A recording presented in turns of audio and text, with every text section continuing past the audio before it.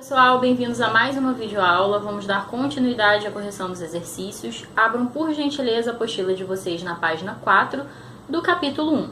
Nós paramos no exercício de número 9. Então vamos lá, o enunciado do exercício diz assim: sublinhe o predicativo do sujeito das frases abaixo, identificando somente os verbos que não forem de ligação. Para resolver esse exercício, nós precisamos saber alguns conceitos. Quais são eles?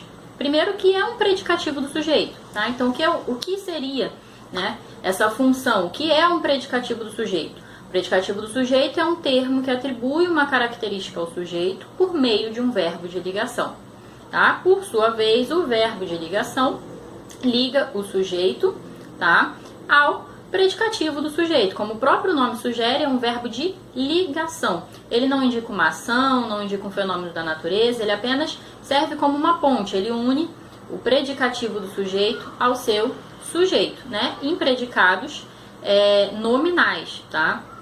Lembrem-se disso. E nós temos os verbos chamados de verbos nocionais, que indicam ações e fenômenos da natureza. Tá? Então, verbos como dançar, cantar, comer, beber são verbos que indicam ação, trovejar, chover, verbos que indicam fenômenos da natureza. E os verbos ser, estar, permanecer, continuar, são verbos de ligação, tá bom? Agora, atenção, nós vamos ver alguns exemplos, inclusive, que demonstram que alguns verbos, mesmo normalmente sendo empregados como verbos nocionais, em algumas sentenças funcionam como verbos de ligação, tá? Então, cada caso é um caso. Analisem, procurem o predicativo do sujeito, vejam se aquele verbo está apenas ligando o predicativo do sujeito ao sujeito, né? Ou se ele está ali indicando uma ação, um fenômeno da natureza. Então, vamos às questões. Vamos lá. Letra A. A mãe permaneceu distraída enquanto cozinhava. Nós temos aí distraída, que é um predicativo do sujeito, é uma característica, um adjetivo que se refere à mãe, que é o sujeito. Então, o verbo permanecer é um verbo tipicamente aí de ligação, tá? Então, tranquilo. O verbo permanecer está ligando distraída à mãe. Letra B. Ana vive estressada por causa do trabalho. Temos predicativo do sujeito? Sim, estressada. Estressada é uma característica que se refere a Ana, que é o sujeito. O verbo viver, nesse caso, é um verbo de ligação, tá? Apesar de ser normalmente empregado como um verbo nocional, aqui viver está no sentido de estar, né? Ana está sempre estressada, ela vive estressada. Letra C, João é um menino muito animado, né? Então a gente tem aí João, sujeito, uma característica para João, né? Ele é o quê? Um menino animado. Beleza? Então temos um predicativo do sujeito e temos o verbo ser, que é um verbo de ligação. Letra D, o motorista virou o carro na estrada, tá? Então virar aqui indica uma ação, né? Ele jogou o carro na estrada. E se vocês perceberem, né, se vocês lerem a frase com bastante atenção, vocês vão ver que não há um predicativo do sujeito para o motorista. Então, o verbo virar não poderia ser aqui um verbo de ligação. Agora, atenção, o verbo virar muitas vezes é usado como verbo de ligação em frases do tipo: ele virou um cantor famoso, por exemplo, né? Porque virar aí estaria no sentido de tornar-se. Ele se tornou um cantor famoso. Beleza? Letra E.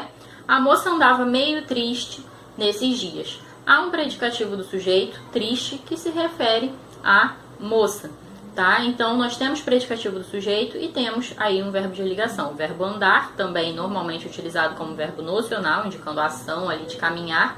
Aqui foi utilizado como verbo de ligação. Está ligando triste à moça, tá bom? E não indica uma ação, né? Não é que ela estava andando, né, caminhando com tristeza. Ela estava, significa ela andava meio triste. Ela estava triste nos últimos dias. Letra F. Ele ficou apaixonado quando a viu. Apaixonado, predicativo do sujeito para ele, tá? E ficar, né, verbo de ligação.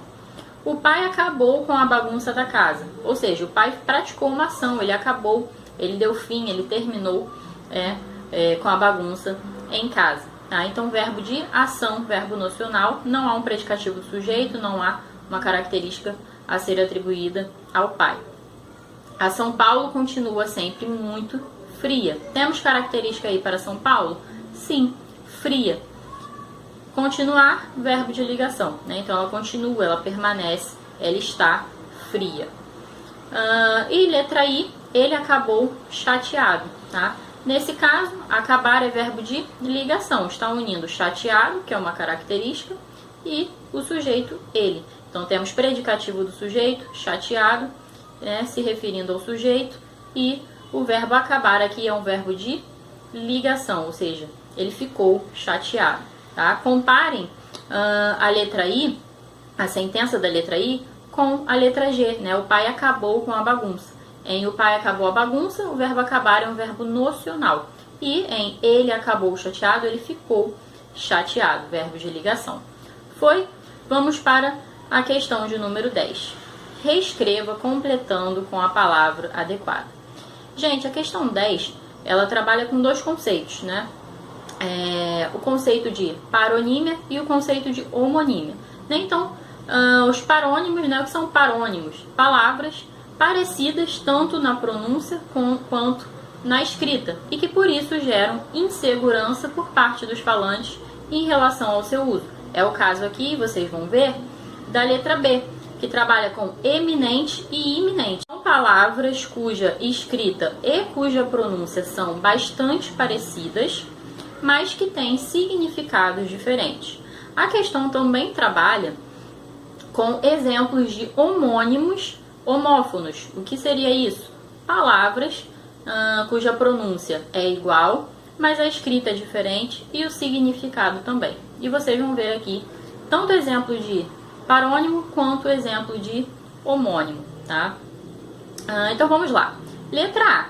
Terminada a peça, os, espaço, ficaram muito emocionados. Então, espectadores, né? X, espectadores com S. Gente, lembre-se sempre de telespectadores, né? É com S, a grafia correta. Letra B era espacinho, a queda do espacinho, corrupto. Gente, aí entra a questão da paronímia, eminente e iminente. Iminente é algo que está prestes a acontecer. Eminente significa aquilo que se destaca, aquilo que se sobrepõe, né? Então, era iminente, ou seja, estava perto, era próxima a queda do eminente corrupto, ou seja, daquele corrupto estava ali acima da média, que se destacava. Letra C, o violinista mandou fazer um espaço em seu violino. Aqui a gente já tem exemplo de palavras homônimas, né? Homônimas, homófonas, porque concerto com C, concerto com S, a pronúncia é a mesma, tá? Embora a escrita seja diferente, uma com C e uma com S. Concerto com C é no sentido de show, apresentação, né? E concerto com S de fazer um reparo. Então aqui o violinista mandou fazer um reparo em seu violino. Então, concerto com S. Vamos lá, letra D. Os monges passavam a maior parte de suas vidas em cela, tá? Mais um exemplo aqui de homonímia, né? Então, duas palavras com a mesma pronúncia, significados e escrita diferentes. Então, vamos lá. Aqui a gente vai empregar o cela com C, né? No lugar ali de cativeiro, de lugar fechado. Cela com S é do verbo selar, dar selo, né? Marcar. No próximo censo, qual será a taxa de natalidade? Gente, censo com S é de censo do ridículo, tá?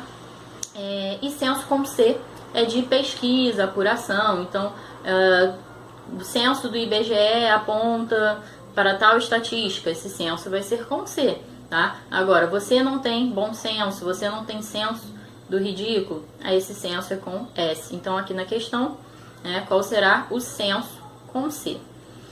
O pontinho de drogas é uma questão social muito problemática. O tráfico, né, gente? Tráfego é de carros, tá? Na última, espaço da Câmara, votaram pela espaço das terras indígenas. Gente, sessão com SSS, conforme aí o primeiro exemplo, é de um período de tempo ali para reunião, né?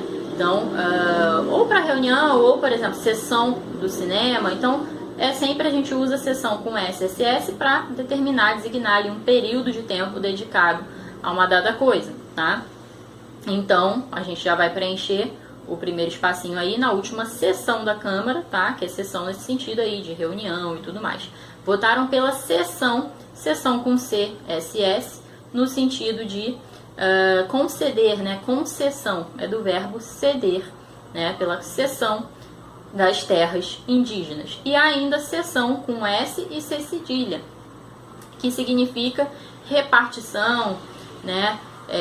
Partes de um todo. Então, por exemplo, a seção de laticínios do supermercado, essa seção vai ser com S e com C cedilha.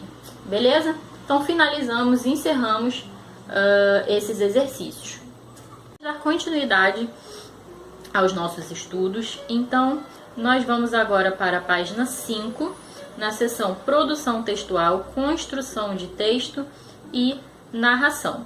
Nesta seção, nós vamos conversar um pouquinho sobre gêneros textuais e tipos textuais. Vai subir agora aqui na tela, eu vou fazer a leitura com vocês, dos conceitos de gênero e de tipo textual, beleza? Então vamos ao primeiro. Gêneros textuais são formas pelas quais os textos se materializam na sociedade em função da sua finalidade comunicativa. Então, galera, quando a gente pensa em gêneros textuais, a gente precisa pensar em finalidade. Qual é a finalidade? Qual é o objetivo desse texto? Qual é o objetivo comunicativo desse texto? Para que ele serve? Em que situações ele será utilizado? Tá? Precisamos pensar também que os gêneros são dinâmicos. Tá? Então, com o passar do tempo, muitos deles caem em desuso, as pessoas deixam de usar, substituem por outros e surgem novos gêneros conforme a sociedade evolui, conforme a tecnologia evolui. Os gêneros são ilimitados, então se eu passasse aqui essa videoaula inteira exemplificando gêneros textuais para vocês, ainda assim nós não falaríamos de todos eles, porque são muitos. Tá? Então, a bula de remédio, a receita culinária, o conto, a fábula, tudo isso é exemplo de gêneros textuais. Pensando aí nos gêneros ligados à tecnologia, nós temos postagem de Facebook, conversa de WhatsApp, tudo isso é gênero textual, beleza? Conforme eu falei para vocês, os gêneros são dinâmicos. O que isso quer dizer? Que eles, dependendo ali do desenvolvimento da sociedade, do desenvolvimento tecnológico, uns deixam de ser utilizados. Foi o caso da carta, né? Antigamente as pessoas tinham muito hábito de enviar cartas uma para as outras. Hoje em dia isso se perdeu, né? Acredito que vocês nunca tenham escrito uma carta, ou se escreveram, né? Foi algo muito pontual, né? Porque hoje em dia nós não temos mais o hábito de utilizar cartas para nos comunicarmos. Por quê? Porque com o advento da tecnologia, nós substituímos esse gênero, carta, por outro, que cumpre com a mesma finalidade, com o mesmo objetivo comunicativo, que é entrar em contato com uma pessoa, um amigo, um parente, um patrão, né? No caso do e-mail, há aí uma formalidade um pouco maior, então a gente utiliza também em situações de trabalho, tá? Então não há mais necessidade de utilizar a carta, tá? Então o gênero carta foi sendo substituído pelo gênero e-mail. Com o advento da tecnologia, com o crescente uso dos smartphones, nós temos aí também a conversa de WhatsApp, a postagem de Facebook, que eram gêneros que há 15, 20 anos atrás nem sequer existiam, tá? E que surgiram a partir do uso dos smartphones e das redes sociais. Então esse é o conceito de gênero. Quando a gente pensa em gênero, a gente pensa em finalidade sociocomunicativa. Bem, vamos ver agora aqui um resuminho sobre os tipos de texto, para a gente entender a diferença. Os tipos são as formas como os diversos textos se estruturam linguisticamente e textualmente. Gente, os tipos de texto são mais estáveis. Lembra que eu disse que os gêneros são dinâmicos? Dinâmicos por quê? porque a todo instante surgem novos gêneros e outros caem em desuso. Os tipos de texto não, os tipos de texto são estáveis, tá? Então, quais são os tipos de texto? Narração, tá? Então, nós temos o texto narrativo, injunção, texto injuntivo, exposição, texto expositivo, argumentação, texto argumentativo e descrição, texto descritivo. São apenas esses. Então, percebe? Eles são estáveis, tá? Então, são modelos que são estruturas que se caracterizam pelo uso de determinados elementos linguísticos. Então, se a gente pensa, por exemplo, num texto descritivo, automaticamente nós vamos pensar no uso excessivo de adjetivos. Por quê? Porque a descrição ela é feita com base na caracterização de pessoas, de objetos, de personagens. Se nós pensamos num texto narrativo, nós vamos automaticamente pensar em que elementos linguísticos aí? Verbos no passado, né? Porque geralmente, né, quando nós contamos uma história, nós estamos contando algo que aconteceu, nós estamos narrando fatos, então nós vamos utilizar o quê? Predominantemente verbos no passado, pretérito perfeito e imperfeito. Vamos utilizar marcadores temporais para marcar aí a sequência de ações que ocorrem na nossa narrativa. Quando nós pensamos num texto injuntivo, quais são as marcas linguísticas do texto injuntivo? Os verbos no imperativo. Por quê? Porque estamos dando uma ordem, uma instrução, tá? Então, quando pensamos também na argumentação, estamos pensando em quê? Na defesa de uma tese, na defesa de uma opinião, no uso de argumentos que sustentem essa opinião. Então, nós vamos pensar aí nos conectivos de adversidade, de concessão, de causa, que vão ser utilizados para o encadeamento do meu raciocínio, para a defesa da minha tese. Quando pensamos no texto expositivo, estamos pensando aí no uso de terceira pessoa, né, para que haja uma marca aí de impessoalidade, né, uma ausência de marca de pessoalidade, na verdade, no nosso texto, para que ele seja bastante objetivo, né. Então, como eu falei para vocês, quando nós pensamos em cada um dos tipos de texto, nós estamos pensando em características linguísticas, em elementos linguísticos que vão caracterizar esses tipos de texto. Estamos pensando na sua estrutura, na forma como ele é construído. Quando nós pensamos em gêneros textuais, nós estamos pensando na finalidade sociocomunicativa desse texto, para que ele serve, onde ele circula, em que ocasiões será utilizado. Então, gêneros textuais, inúmeros, limitados, dinâmicos, a todo tempo estão se modificando, a todo tempo estão surgindo novos gêneros, outros deixam de existir. Já os tipos de texto não, são estruturas estáveis, beleza? Bem, nós vamos então nos aprofundar em dois tipos de texto nesse momento, o narrativo e o descritivo. Nós vamos ver de maneira mais aprofundada as características e o modo como esses textos, como esses tipos de texto são construídos. Ao longo dos capítulos, nós vamos trabalhar cada um dos tipos de texto, tá? Então, a argumentação, a exposição, a injunção. Mas agora, nesse momento, nós vamos tratar do texto narrativo e do texto descritivo, porque são conteúdos abordados tanto no capítulo 1, que trata da narração, quanto no capítulo 2, que trata do texto descritivo. Beleza? Características do texto narrativo. Narrar é o ato de contar histórias. Então, toda narrativa apresenta uma sucessão de ações num determinado espaço de tempo cronológico. Para marcar essa sucessão de ações que se desenvolvem num tempo cronológico, nós vamos utilizar advérbios e locuções adverbiais, então ontem, naquele tempo, e vamos utilizar também verbos no pretérito imperfeito e perfeito para expor, explicitar, contar, né, enumerar essas ações que se desenvolveram, né, durante um tempo. Então a gente narra os fatos, narra os acontecimentos, as ações e marca, né, os acontecimentos dentro de uma faixa de tempo, beleza?